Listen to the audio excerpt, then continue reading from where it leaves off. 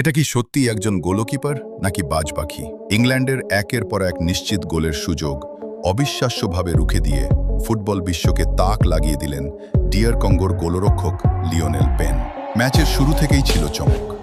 মাত্র ৬ মিনিটের দুর্দান্ত একক প্রচেষ্টায় ডি বক্সে ঢুকে গোল করে ডিয়ার কঙ্গকে এগিয়ে দেন ব্রায়ান সিপেঙ্গা।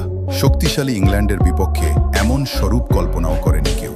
গোল হজম করার পরও যেন আগুন হয়ে ওঠে ইংল্যান্ড।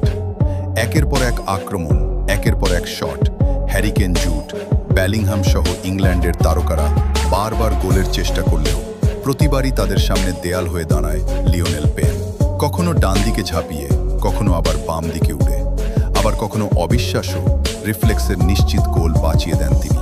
তার দুর্দান্ত সেভ দিকে দর্শকরা বলতে শুরু করেছেন, এটা গোলকিপার নয়, এই যে যেন এক বাজ পাখি।